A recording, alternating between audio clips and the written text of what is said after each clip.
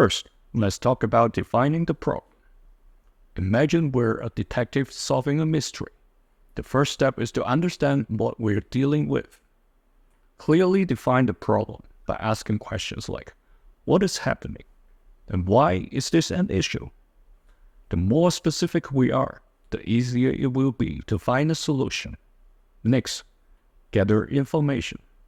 Just like a detective gathers clues, we need to collect relevant data and information about the problem. This can include research, observations, and input from others. The more information we have, the better equipped we'll be to solve the problem. Now, let's discuss brainstorming solutions. Think of this step as throwing spaghetti at a wall to see what sticks. Generate as many ideas as possible without judging them. Encourage creativity and think outside the box. Write down every idea, no matter how unconventional it may seem.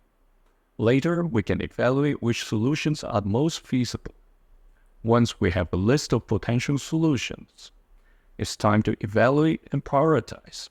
Imagine we're a gardener, deciding which plants to grow. We need to consider factors like the climate, the soil, and available space. Similarly, evaluate each solution by considering the pros and cons, potential impact, and resources required. Prioritize the solutions that are most practical and likely to succeed. Next, create an action plan. Think of this as drawing a treasure map. Outline the steps needed to implement the chosen solution. Assign responsibilities and set deadlines. Having a clear action plan provides direction and ensures everyone knows what to do. Now, let's talk about taking action. This is where the rubber meets the road. Implement our action plan and put the solution into practice. Stay focused and committed, and be prepared to adapt if things don't go as planned. Another important step is to monitor progress.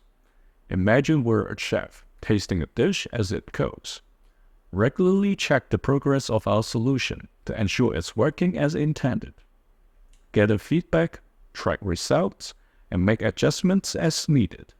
Monitoring progress helps us stay on track and make improvements along the way. Do not forget to reflect and learn. After the problem is solved, take time to reflect on the process. What worked well? What could have been done differently?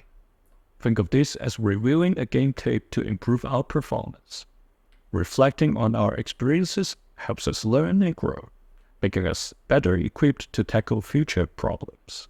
Feel free to screen capture this flashcard to keep yourself reminded about these important tips. Effective problem solving is essential whether we are a professional or a college student. Leave a comment below with your thoughts on these techniques and share your experiences. Let's work together to become better problem solvers. See you again at IntelliWorks.